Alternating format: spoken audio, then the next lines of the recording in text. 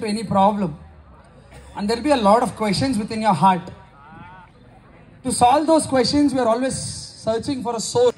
We have Praveen and team, a Kannada skit, Hope It Takes You Towards Divinity.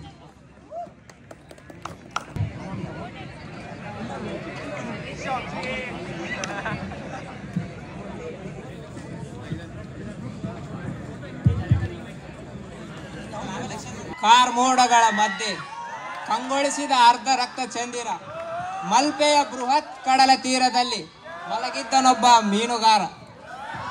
ನೋಡುತ್ತಲೇ ಬಾಹ್ಯಾಕಾಶದಲ್ಲಿ ಸಹಸ್ರಾರು ನಕ್ಷತ್ರಗಳು, ಅವುಗಳು ಕಾಣುತ್ತಿದ್ದವು ಸಮುದ್ರದಡಿಯ ಮುತ್ತು ರತ್ನಗಳಂತೆ. ಆಗ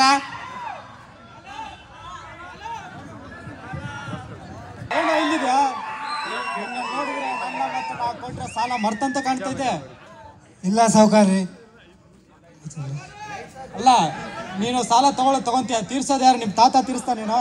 ಇಲ್ಲ ಸಾವುಕಾರ್ರಿ, ನನ್ನ ಕಾರ್ಮಿಕರೆಲ್ಲ ನನಗೆ ಕೈ ಕೊಟ್ಟರು. ದಿನ ಹಿಡಿದ ಮೀನು ದಿನ ಖರ್ಚಿಗೆ ಸಾಲುತ್ತಿದೆ. ಅಲ್ಲ ಹಿಂಗೆ ಮಾಡಿದ್ರೆ ಹೆಂಗಪ್ಪ? ನಮ್ದು ದುಡ್ಕೊಂಡು ತಿಂತೀವಲ್ಲ. ನನಗೆ ಸ್ವಲ್ಪ ದಿನಗಳ ಕಾಲಾವಕಾಶ ಕೊಡಿ ಸಾವುಕಾರಿ. ಒಂದು ತಿಂಗಳ ನಂತರ ನಿಮ್ಮ ಸಾಲ ತೀರಿಸುತ್ತೇನೆ. ನೀನು ಒಂದು ತಿಂಗಳಿಂದ ಅಲ್ಲ, ಒಂದು ವರ್ಷದಿಂದಲೇ ಕೊಟ್ಟಿಲ್ಲ, ಒಂದು ತಿಂಗಳಲ್ಲಿ ಕೊಟ್ಬಿಡ್ತೀಯಾ? ನನಗೆ ಸ್ವಲ್ಪ ಕಾಲಾವಕಾಶ ಕೊಡಿ ಸಾವುಕಾರಿ. ಸರಿ, ಒಂದು ತಿಂಗಳೆಲ್ಲ ಕೇಳಿದೆಯಲ್ಲ, ಕೊಡ್ತೀನಿ. ಇವಾಗ ನನ್ನ ಹತ್ರ ಮಾತಾಡೋಕ್ಕೆ ಸಮಯ ಇಲ್ಲ, ಮತ್ತೆ ಸಿಗ್ತೀನಿ ನಿನಗೆ, ಆಯ್ತಾ? ಆಗ ಅತಿ ವೇಗವಾಗಿ ಬೀಸಿದಾಗ ನಡಗುತ್ತಲೇ ಕೂಗಿದ, ಓ ಗೋಪಿಚಂದ ಮಾಧವ. ಆ ಹೊತ್ತಿನಲ್ಲಿ ಇದು ದೈನಂದಿನ ಆಚರಣೆಯಾಗಿತ್ತು. ಪ್ರತಿದಿನ ಗಡಿ ಬಿಡಿ ಮೀನು ಮಾರಾಟ ಮತ್ತು ವ್ಯಾಪಾರದ ನಂತರ ಹೊಟ್ಟೆ ತುಂಬ ಅನ್ನ ಮೀನು ಸಾರು ತಿಂದು ಕಡಲ ತೀರದಲ್ಲಿ ಒಂದರ್ಧ ಮೈಲಿ ನಡೆದು ಮಂಗಳಾದೇವಿಯ ದೇವಾಲಯದ ಹಿಂದೆ ಕುಳಿತು ಆಕಾಶ ನೋಡುವುದಾಗಿತ್ತು. ಆದರೆ ಅಂದು ಮನದೊಳಗೆ ಬಹು ಪ್ರಶ್ನೆಗಳಿದ್ದವು. ಅವುಗಳು: ಅಂತರಾತ್ಮವೇನು? ಪ್ರತಿಬಿಂಬದ ಬಿಂಬವೇನು? ಪ್ರತಿಬಿಂಬದ ಬಿಂಬವೇನು? ಕತ್ತಲೊಳಗಿನ ಬೆಳಕೇನು? ಕತ್ತಲೊಳಗಿನ ಬೆಳಕೇನು? ಈ ಪ್ರಶ್ನೆಗಳ ಮೂಲ ದುಃಖವಾಗಿತ್ತು. ಕೆಲವು ದಿನಗಳಿಂದ ವ್ಯಾಪಾರದಲ್ಲಿ ತುಂಬಾ ನಷ್ಟವಾಗಿತ್ತು. ಕಣ್ಣೀರ ಹನಿಯೊಂದು ಜಾರಿ ನೆಲದ ಮೇಲೆ ಬಿದ್ದಾಗ ಮೃದುವಾದ ಧ್ವನಿಯಲ್ಲಿ ಹಾಡಿದ,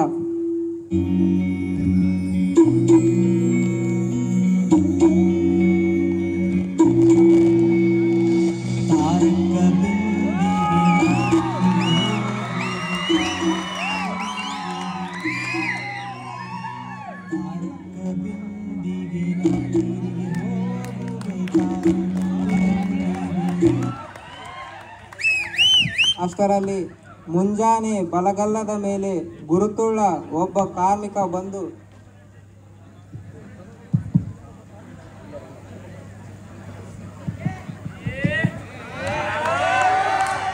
ಉಗ್ರನನ್ನು ನಿದ್ರೆಯಿಂದ ಎಚ್ಚರಿಸಿ ಕೇಳಿದ, ಸ್ವಾಮಿ, ಯಾರಪ್ಪ ನೀನು? ಕೆಲಸ ಸಿಗುತ್ತಾ ಸ್ವಾಮಿ? ಏನೇನು ಕೆಲಸ ಮಾಡುವೆ ನೀನು? ನೀವು ಕೊಟ್ಟಿದ್ದೆಲ್ಲ ಮಾಡುವೆ ಸ್ವಾಮಿ. ಸಮುದ್ರದಡಿಯಲ್ಲಿ ಪೂಜಾರಿಯವರು ಪೂಜೆ ಮಾಡುತ್ತಿರುವ ವೇಳೆಯಲ್ಲಿ ಸಾಹುಕಾರ ಕೃಷ್ಣಪ್ಪನವರು ಬರೋರು. ಕೆಲಸ ಇಲ್ಲ ಕೆಲಸ ಕೊಡ್ತೀಯ?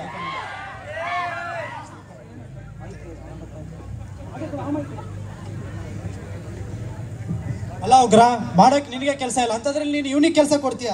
ಅದು ಹೆಂಗೆ ಕೊಡ್ತೀಯಪ್ಪ ನೀನು? ಏಯ್, ಊರಿಗೆ ಹೊಸಬ ಏನೋ ನೀನು? ಅಲ್ಲ, ಯಾರ ಹತ್ರ ಕೆಲಸ ಕೇಳ್ಬೇಕಂತ ಗೊತ್ತಾಗಲ್ಲ ನಿನಗೂ? ಬಾ ನನ್ನ ಹತ್ರ ಬಾ, ನಾನು ನಿನಗೆ ಕೈ ತುಂಬ ಸಂಬಳ ಕೊಡ್ತೀನಿ, 3 ಹೊತ್ತು ಊಟ ಕೊಡ್ತೀನಿ. ನೋಡಿ, ಯೋಚನೆ ಮಾಡು. ಇಲ್ಲ ಸ್ವಾಮಿ, ನನ್ನ ಹತ್ರನೇ ಕೆಲಸ ಕಲಿಬೇಕು. ನೀನು ದಡ್ಡನ ಥರ ಯೋಚನೆ ಮಾಡ್ತಿದ್ಯಲ್ಲೇ. ನನ್ನ ಹತ್ರ ಬಾ, ಅವನಿಗೆ ಮಾಡೋಕ್ಕೆ ಕೆಲಸ ಇಲ್ಲ. ಮೊದಲೇ ನೋಡು, ಯೋಚನೆ ಮಾಡು. ಅಲ್ಲ, ನಿನಗೆ ಇನ್ನೊಂದು ಸಾರಿ ಚಾನ್ಸ್ ಕೊಡ್ತಾ ಇದ್ದೀನಿ. ಬಾ, ಯೋಚನೆ ಮಾಡು. ಬಾರಲ್ಲಿ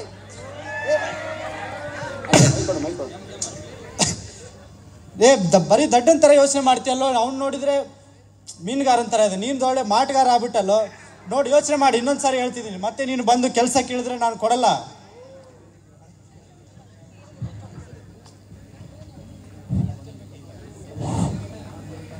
ಸಮುದ್ರದಡಿಯಲ್ಲಿ ಪೂಜೆ ಮಾಡುತ್ತಿರುವ ಪೂಜಾರಿಯವರು ಆಗ ಏನೇನು ಕೆಲಸ ಮಾಡಬೇಕು ನೀನು? ಸರ್ವ ಕೆಲಸದಲ್ಲೂ ಉತ್ತೀರ್ಣ ಅವರು. ಸಮುದ್ರದಲ್ಲಿ ಬಲೆ ಬೀಸಿ ಮೀನು ಹಿಡಿಯಬೇಕು, ಸಮುದ್ರದ ಆಳದಲ್ಲಿ ಧುಮುಕಿ ಮುತ್ತಿ ತೆಗೆಯಬೇಕು, ಎದುರಿಗೆ ಹಾವು ಬಂದರೆ ಎದರದೆ ಮುನ್ನುಗ್ಗಬೇಕು. ನೀನು ನೋಡಿದರೆ ತೆಳ್ಳಗೆ ಬೆಳ್ಳಗೆ ಹೀಗೆ ಇದ್ದೀಯ. ಆವನ್ನು ಕತ್ತಿಗೆ ಸುತ್ತಿಕೊಂಡು ಕುಣಿದವರವರು, ಆವನ್ನು ಬಳಸಿ ಅಮೃತವನ್ನು ತೆಗೆದವರವರು, ಮಳೆ ನೀರನ್ನು ಮುದ್ದು ಮಾಡಿದವರೇ ಅವರು, ಕ್ಷೀರ ಸಮುದ್ರದಲ್ಲಿ ಎಲ್ಲ ಜೀವಿಗಳ ಜೊತೆ ಇರುವವರೇ ಅವರು. ರೀ ಪೂಜಾರಿ, ಏನೇನೋ ಯಾಕೆ ಮಾತಾಡ್ತೀರಾ? ನಾನು ನಿನಗೆ ಸಂಬಳ ಕೊಡಲ್ಲ ನೋಡು. ಹಿಮಾಲಯದ ಎತ್ತರದಲ್ಲಿ ಮಂಜಿನ ಗಡ್ಡೆಯಲ್ಲಿ ಇರುವ ಯೋಗಿಗೆ ನಿನ್ನ ಕಡೆಯಿಂದ ಏನೂ ಬೇಡ. ಸರಿ, ಈ ದಿನದ ಮೀನು ಹಿಡಿಯೋ ಕೆಲಸ ನಂತರ ನೋಡಿ ಹೇಳ್ತೇನೆ, ಬಾ.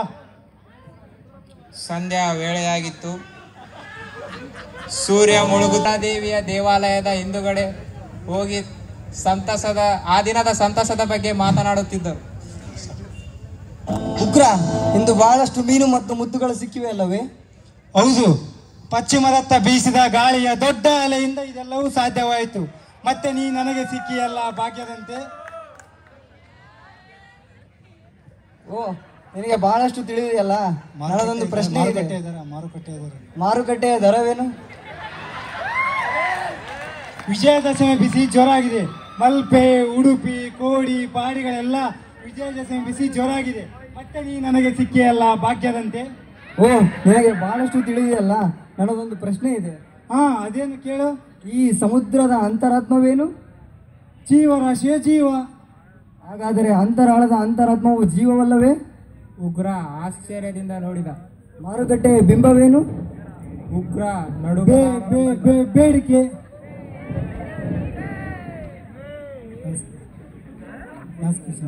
ಉಗ್ರ ನಡುಗಲಾರಂಭಿಸಿದ.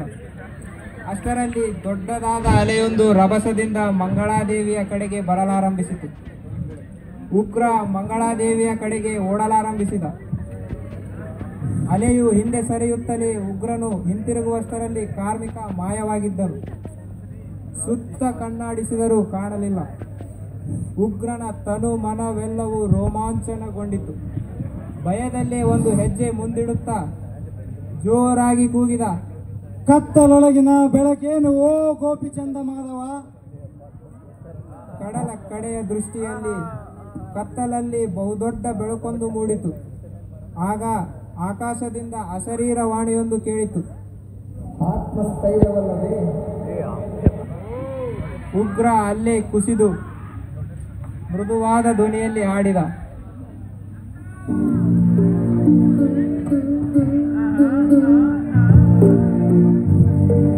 ತಲ್ಲಣಿಸದಿರು ಕಂಡ್ಯ,